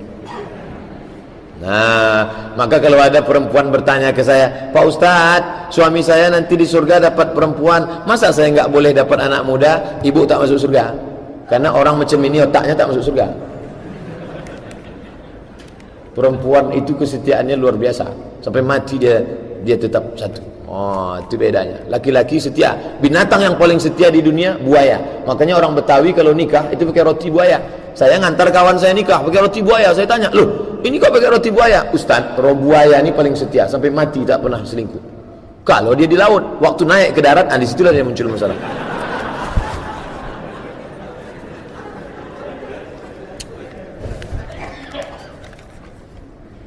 Apa hukum menggugurkan janin yang baru berumur 20 hari bagi pasangan yang sudah menikah karena sudah punya banyak anak? Menggugurkan janin walaupun 7 hari seminggu haram, tapi ruh belum ditiup, dia siap meniup ruh, dia siap menerima ruh. Kalau ada ustadz yang ceramah selama belum ditiup ruh boleh digugurkan, haram, karena dia siap meniup ruh, dia siap menerima ruh, maka biarkan dia hidup. Nanti kalau anak banyak tak makan, wa ma min dabbatin fil ardi la 'ala Allahi rizquha. Di mana letak iman? Di mana letak iman? Berapa banyak orang yang anaknya banyak berhasil semua, 10 anaknya doktor semua, 1 anaknya jadi hantu. Apa hukum memakai gelang bawang putih atau Quran diletak di atas kepala anak yang baru lahir dengan alasan takut kena plastik? Aisyah membuka bantal seorang perempuan, ditengoknya di bawah mus. Mus artinya pisau silet. Begitu Aisyah melihat, dicampakkannya. Nahana Rasulullah SAW, Nabi dulu waktu hidup melarang kami meletakkan pisau silet. Rupanya orang Arab jahiliyah meletakkan pisau silet di bawah bantal supaya anak jangan diganggu jin. Aisyah mencampakkan itu, dia marah. Jin tidak takut pada pisau silet, maka dibacakanlah ayat-ayat ruqyah. Anak baru lahir, hidupkan MP3 surat Al-Baqarah, direkamkan. Bapaknya pandai baca, rekam. Anak ustaz dulu, saya rekamkan MP3. Bismillahirrahmanirrahim, la yadurru ma'asmihi syai'un fil ardi wala fis sama'. A'udzu bikalimatillahi tammati min kulli syaitani wa hamati wa min kulli 'ainil ma'. Copy paste buat 10. Durang terus baca, letakkan di. Membuatkan tulisan Pak Ustaz boleh. Dalilnya apa? Dalilnya Abdullah bin Abbas membacakan ayat. Ibnu Taimiyah, ini mangkok. Ibnu Taimiyah membolehkan menuliskan ayat kursi, ayat Al-Quran di mangkok, lalu disiram pakai air. Membolehkan. Itu dalil boleh menuliskan di kertas. Saya tuliskan di kertas, diletakkan di dekatnya. Boleh. Takut kepada hantu, setan segala macam. Tapi yang paling bagus adalah dibacakan. Ibunya baca, neneknya baca. Jangan ada musik-musik di situ, karena itu pintu masuknya setan ke dalam hati dia. Apa benar anak kecil yang baru lahir suka melihat ke atas itu melihat kakaknya, dan sebaiknya kakak anak bayi itu dikubur menggunakan lilin? Tak ada. Adapun plasenta, adapun itu tidak diatur dalam Islam. Mau dicampakkannya ke sungai, mau ditanamnya, yang pula ditanam di situ, diletakkan lilin, nanti dia mau menengok malam-malam, kasihan dia gelap Pak Ustaz segala macam. Tak ada. Itu tradisi nenek moyang, animisme, dinamisme. Mau dicampak, mau dibakar, mau diapa. Anak Pak Ustaz, di mana Ustaz letak? Saya pun tak tahu, entah kemana saya taruh waktu itu. Jadi tidak ada diatur sama sekali harus begini, nanti dia menengok-nengok. Itu termasuk tradisi nenek moyang, animisme, dinamisme. Terkadang pada saat sholat subuh, saya pada saat mengatakan amin, menahan napas, karena orang di sebelah saya napasnya sangat busuk. Laula ana syuqa ala ummati, kalau tidak memberatkan bagi umatku, la amartuhum bisiwak, kusuruh mereka bersiwak, bergosok inda kulli sholat. Sebelum sholat gosok. Sebelum sholat gosok gigi, sebelum sholat gosok gigi, sebelum sholat bersiwak, paling bagus. Kata Nabi, man akala basolan, siapa yang makan bawang, la yaqrabanna, jangan dekat-dekat tempat sholat. Siapa yang makan bawang, jangan dekat-dekat tempat sholat kami. Kenapa? Li'annal malaikata tata'azza, karena malaikat tersakiti dengan bau itu. Oh, jadi malaikat tak suka. Makanya kita disuruh pakai minyak wangi, pakai parfum. Di majelis-majelis di Yaman, di Arab, di majelis dihidupkan bukhur, asap. Kenapa? Malaikat suka majelis yang harum, semerbak. Ini begitu malaikat mau dekat, diciumnya bau petai, bau jengkol, bau gosok gigi. Bagaimana hukumnya jual beli melalui internet Pak Ustaz? Jual beli online, jual beli e-commerce, elektronik commerce, hukumnya boleh bersyarat. Pertama, tidak ada unsur tipu. Barang yang tidak sesuai boleh dikembalikan. Hubungi kontak person. Cabang kami di Pekanbaru, Jalan Jenderal Sudan. No, jelas. Kalau ada unsur tipu, unsur zalim, aniaya, tak boleh, haram. Saya seorang istri, usaha bisnis. Dalam bisnis usaha ini saya dibantu oleh suami saya. Begitu juga fasilitas mobil saya gunakan dapat oleh kami berdua sebelum usaha ini. Yang saya tanyakan, apakah hasil usaha ini menjadi harta saya atau tidak? Bagi dua. Tergantung dulu kontrak ibu dengan bapak gimana. Bang, engkau memang suamiku, tapi dalam kasus usaha kita ini kau sebagai anak buahku sebenarnya. Pembagian kita 30-70. Harus jelas pembagiannya. Harus jelas. Kalau tidak nanti kacau. Ini namanya musyarakah, berkongsi. 2. Apakah saya berdosa hasil usaha ini dalam mengambilnya hanya tidak izin dia. Dalam usaha ini ibu dengan bapak itu bukan antara suami istri, tapi antara dua orang yang berkongsi.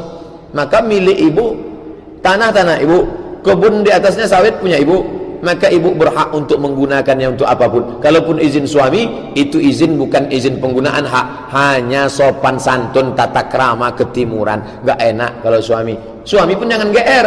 Bang, ini hasil sawit bulan ini kupakai untuk ini, pakailah. Karena dia bukan minta izin ke bapak, hanya ngomong sebagai kulunwon saja. Harus dipahami dengan baik. Jangan sebagai seorang lelaki begitu menikah, istriku, semua surat tanahmu, semua surat mobilmu, semua kebun sawitmu, surat-surat emasmu itu untukku semua, karena surgamu di bawah tapak kakiku. Pembodohan.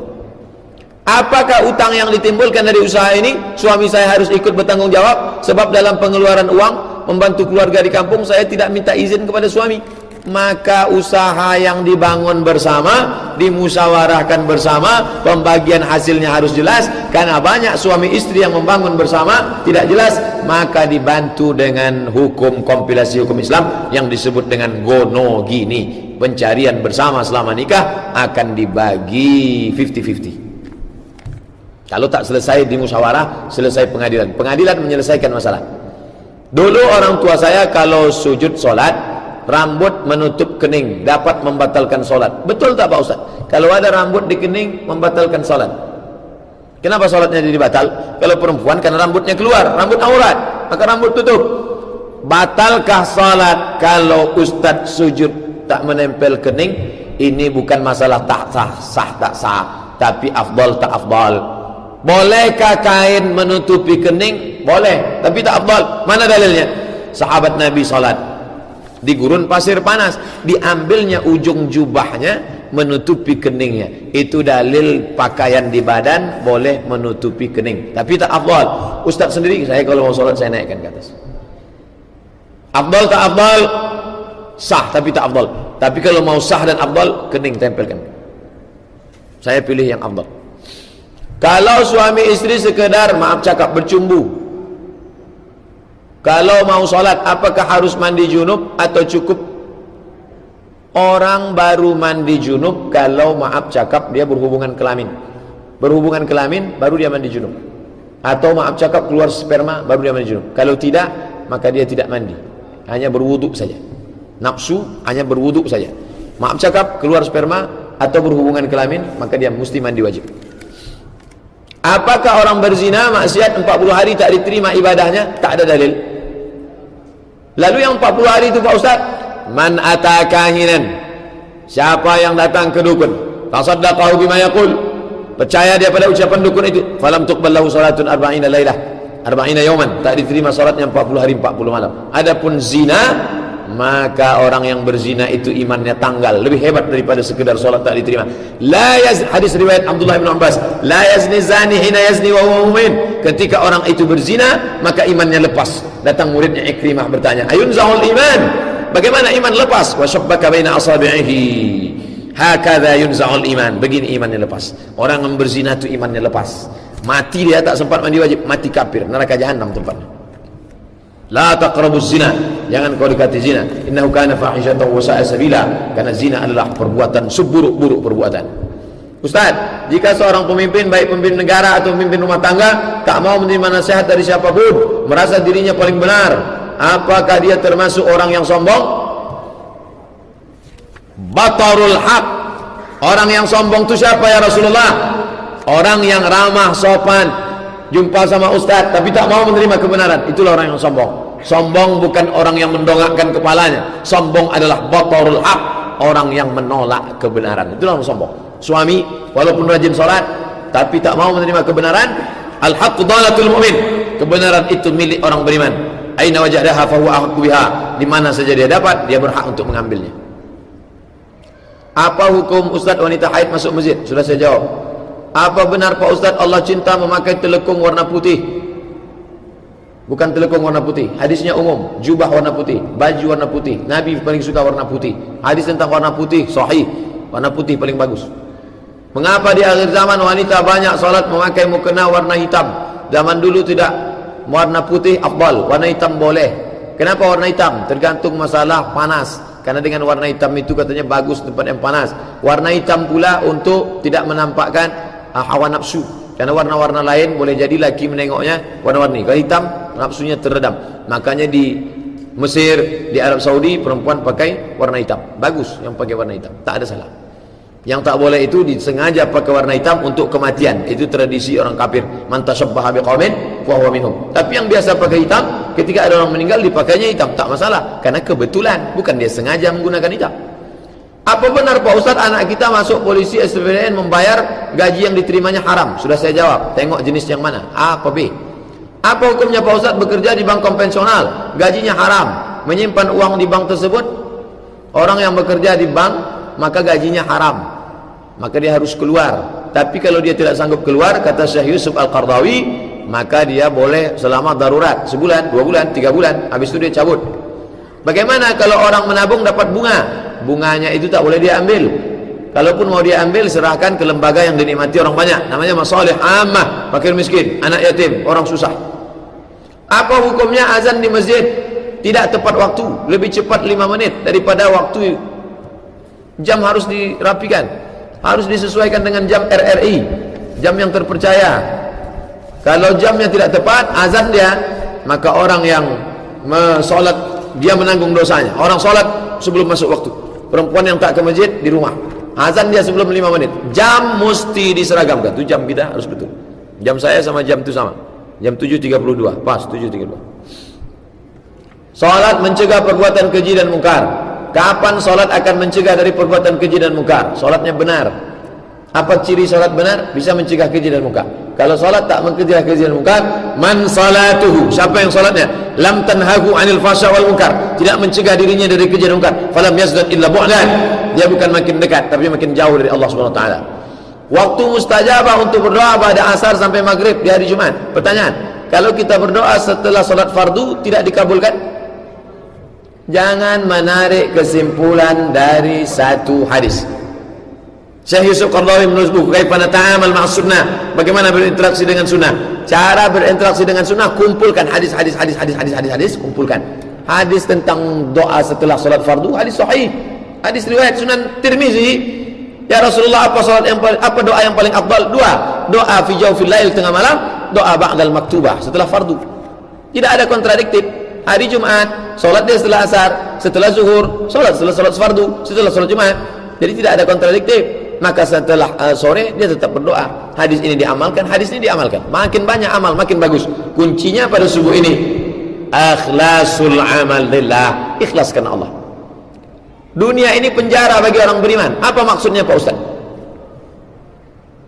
Ada orang miskin, kafir, susah, melihat ada ulama naik kuda, pakai jubah mewah.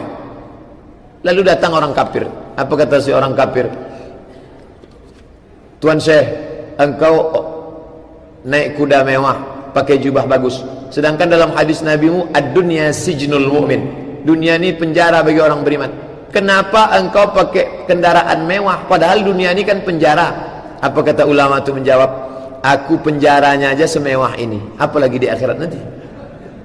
Jadi kalau ada bapak pakai mobil mewah, tiba-tiba datang orang, Pak, bapak pakai mobil mewah mahal, dunia ini kan penjara, aku dalam penjaranya aja seenak ini, apalagi di akhirat nanti. Ente neraka dunia aja begini, apalagi di akhirat nanti. Jadi yang dimaksud dengan dunia penjaranya bagi orang beriman, dia seolah-olah terkurung di dunia ini karena ada nikmat yang lebih besar. La maqtu'atu wala mamnu'ah. Di akhirat nanti kenikmatan yang dia rasakan tak putus. Sekarang putus, minum segelas, habis ini putus, tapi ada kenikmatan, seolah-olah dia di penjara. Makanya kalau ada orang meninggal nangis, ente nangis kenapa? Saya sedih Pak Ustadz, dia sudah mati. Yang ente tangisi itu diri ente masih di penjara, dia udah keluar penjara. Apa ditangisi? Dia sudah keluar penjara, bebas. Kita yang masih dalam penjara lagi. Ad-dunya sijnul mu'min. Salah satu rukun iman yaitu iman kepada takdir. Kapan kita menerima takdir, Pak Ustadz? Berangkat dari rumah, motornya sudah diperiksa, berdoa, Allahumma bismillahi tawakkaltu 'ala Allah, la haula wala quwata illa billah. Pelan-pelan ditabrak orang juga dari belakang, itu takdir. Ngebut-ngebut masuk paret, itu sebab akibat. Mahasiswa belajar sudah baik, datang tepat waktu, melaksanakan tugas, hubungan dengan dosen baik, tiba-tiba pas mau ujian sakit, itu takdir. Begadang malam, pulang keluyuran, IP 2,5, sebab akibat. Al-insan bainal mukhayyar wal musayyar. Manusia ada saatnya memilih, tapi ada saatnya dipilih. Saya jadi orang Melayu, saya tak pernah milih, saya dipilihkan Allah. Bapak jadi orang Minangkabau, bapak tak pernah milih, dipilihkan Allah. Tapi menjadi orang beriman, pilihan. Ustadz Felix Xiao menjadi Cina, itu dia tak milih, dipilihkan Allah. Tapi menjadi orang beriman, dia milih. 9 jam dia berdebat sampai akhirnya. Ustadz Nababan jadi orang Batak Tapanuli Utara, dia tak pernah milih. Tak boleh kita ejek orang hebat, tak boleh, karena dia tak pernah milih. Tapi menjadi orang beriman atau jadi orang kafir, pilihan. Bedakan kapan dia memilih, kapan dia dipilihkan oleh Allah Subhanahu wa taala. Apa hukumnya bagi orang yang puasa Senin Kamis atau Ramadan, orang tersebut terkena asma? Ketika asma dia menyemprotkan,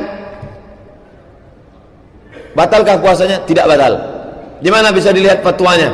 Dalam fatwa Syekh Ibnu Utsaimin. Syekh, apakah hukum menyemprotkan, kata Syekh Ibnu Utsaimin, ulama Saudi Arabia? Tak batal. Kenapa? Karena dia tidak masuk ke lambung. Dia hanya sekedar melancarkan THT, telinga hidung tenggorokan. Telinga hidung tenggorokan. Tak batal. Oh, kalau itu tak batal, berarti rokok tak batal lah Pak Ustaz. Tak bisa kiasnya ke situ, karena rokok itu lain. Rokok bukan sekedar, rokok itu haram, bukan sekedar tak batal. Fatwa Saudi Arabia, fatwa MUI, rokok haram bagi ibu hamil, bagi orang sakit, bagi orang sehat makruh. Apa hukumnya memberikan nafkah kepada anak yang dihasilkan dari hasil luar zina, luar nikah? Maaf cakap, ada laki-laki berzina dengan perempuan, habis itu dinikahinya perempuan, punya anak. Apakah anak itu anak dia? Tidak. Wajib dia nafkahi? Tidak. Kalau dia meninggal, anak itu dapat harta warisan? Tidak. Sedih sekali anak hasil zina. Bagaimana pendapat Ustaz mengenai kepemimpinan Tayyip Erdogan? Video itu sudah ditonton 150.000 orang. Bagaimana khutbah saya tentang Erdogan? Erdogan itu tamat dari sekolah imam wa khatib. Orang yang berani menaikkan kaki kirinya ke wajah Simon Peres dengan menunjuk, ya qatilul abriya, hei pembunuh anak-anak, ente beraninya sama anak-anak Palestina aja.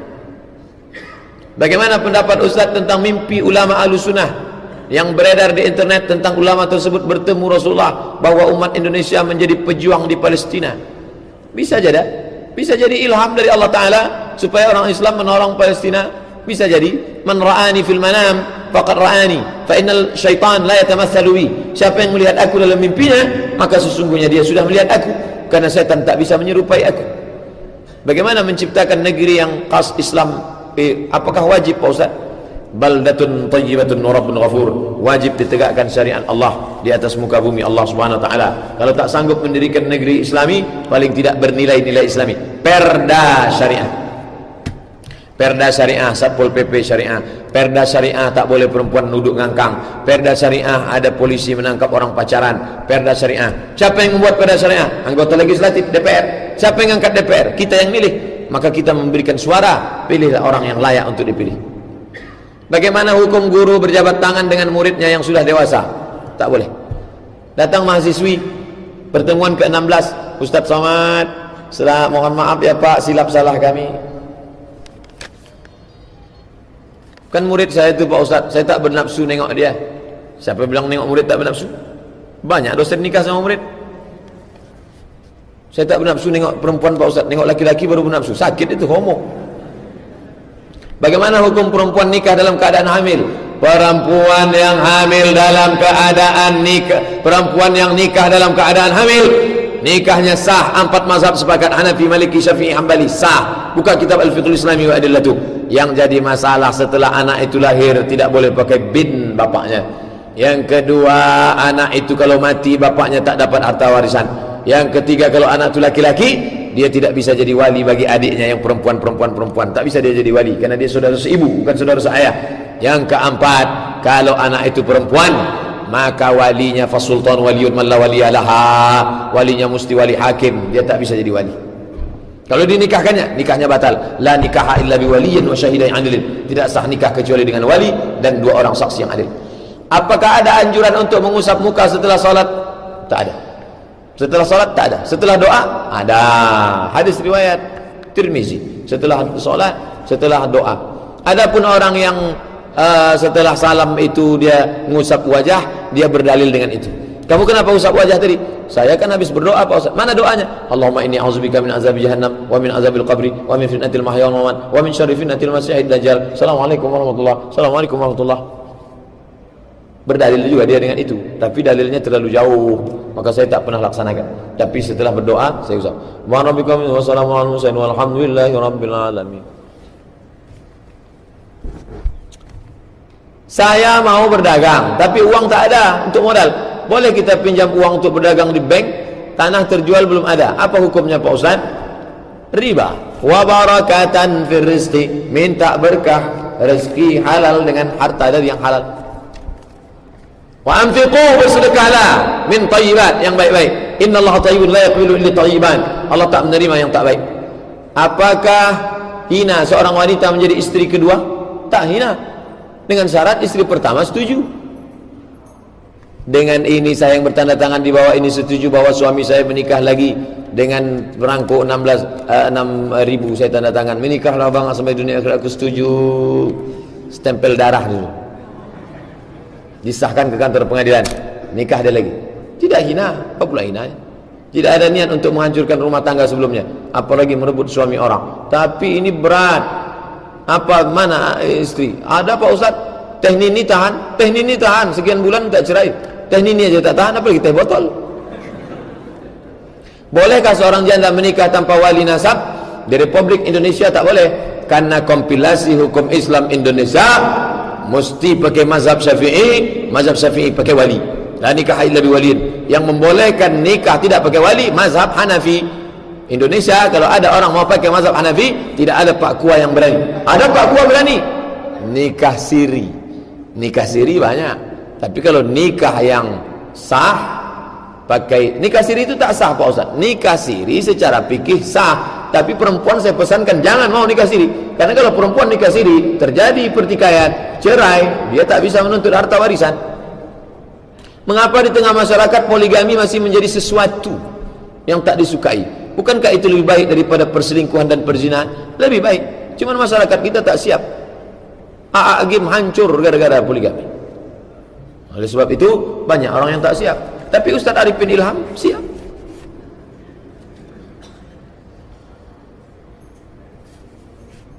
Pokoknya bapak kalau siap nikahlah. Tapi kalau tak siap jangan. Karena dia tidak menyelesaikan masalah, tapi menimbulkan masalah baru. Sama dengan menghilangkan bau petai dengan makan jengkol. Bagaimana proses penguburan ari-ari setelah melahirkan? Tidak diatur dalam Islam. Mau dicampakkannya ke sungai, mau dihanyutkannya, asal jangan digulainya aja lah. Najis, haram, tak boleh. Kalau diletakkan di sini di bawah pohon kayu, nanti anaknya akan baik tumbuhnya seperti pohon kayu. Tak ada, takhayul, khurafat.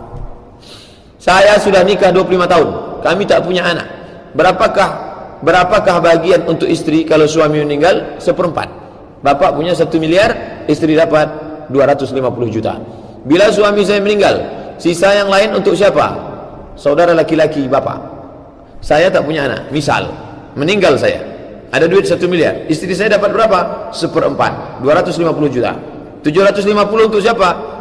Siapa ahli waris saya? Mak saya ada, mak saya dapat 1/3. Fali ummihi sulus. Lalu kemudian saudara saya berapa? Laki-laki 2 kali bagian perempuan, habis. Istri dapat 250 juta. Balik dari sini tengok berapa tabungan surat tanah segala macam. Sisa yang lain untuk siapa? Untuk ahli waris dia. Sedangkan harta yang didapat selama ini hasil kerja berdua. Oh, mau gono gini. Kalau begitu perhitungannya kita ulang. Nikah tahun berapa? 2000. Sekarang tahun berapa? 2016. Data berapa harta yang tadi tahun 2000? Dari tahun 2000 ini, maka dibagi dua dulu. Dari tahun 2000 sampai 2016 bagi dua. Setelah bagi dua, setengah. Nanciak dipakuk dua. Setengah untuk istri, setengah untuk suami.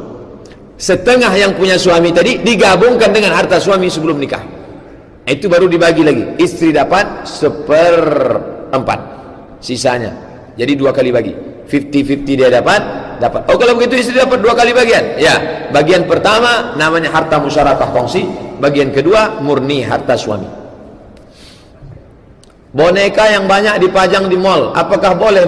Boleh Pak Ustaz, boleh. Mana dalilnya? Nabi membiarkan boneka Aisyah. Ada yang mengatakan sama dengan patung, tak sama. Boleh dipajang, boleh.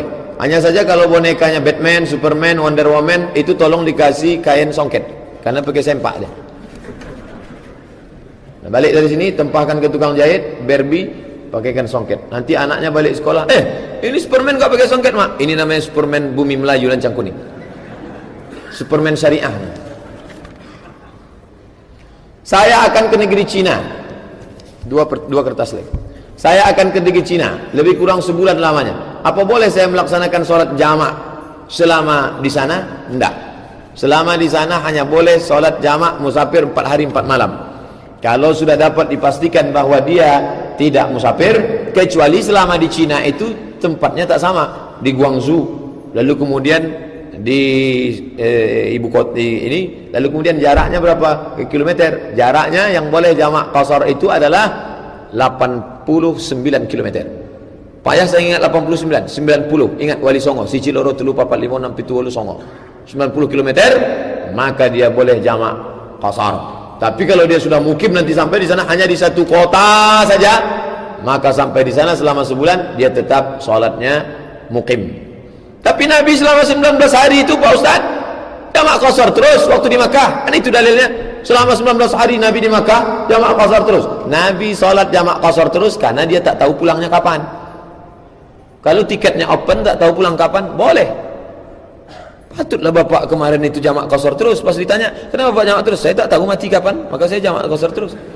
Itu tak betul, itu akal-akalan namanya. Kalau tidak boleh jamak selama sebulan, berapa hari dibolehkan jamak? Saya mau ke Jakarta. Berangkat kapan? Hari Sabtu.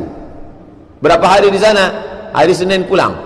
Ahad, Senin. Selama 2 hari ini boleh. Pulang Selasa boleh. 4 hari 4 malam. Tapi kalau sudah dipastikan tiketnya open seminggu bahwa akan mukim, maka tak boleh. Sampai di sana dia sudah terhitung mukim, dia bukan musafir. Ada urusan ke Jakarta yang mau ditunggu nih menteri, tak jelas pulangnya kapan, maka dia boleh jamak qasar terus sampai tiketnya pasti. Apa hukum makan telur penyu? Hukum telur dengan hukum hewan. Orang yang mengatakan halal telur penyu dikiaskan ke telur ayam. Komposisi telur ayam dengan telur penyu ditengok sama, dikiaskannya hukum kias. Orang yang melarang, kata dia, kalau penyu tak boleh dimakan karena 2 alam, hidup di darat, hidup di laut, maka hasil dari badan dia pun ikut juga haram. Haram dagingnya, haram juga. Ustaz, saya tak pernah makan telur penyu sampai sekarang. Andai pun dikasih orang, mungkin saya jijik karena dia belendir. Tapi kalau ada orang menghalalkan, dia pakai dalil qiyas. Quran, hadis, ijma', qiyas. Dikiaskannya telur ayam dengan telur penyu. Banyak telur lagi makan lain, telur ayam, telur itik, telur angsa. Dalam rangka Hari Listrik Nasional ke-71, Hari Nyata Terangi Negeri, hadirilah tablik akbar bersama Ustadz Abdul Somad. Tema, bahaya sekularisme, pluralisme, liberalisme dalam kehidupan.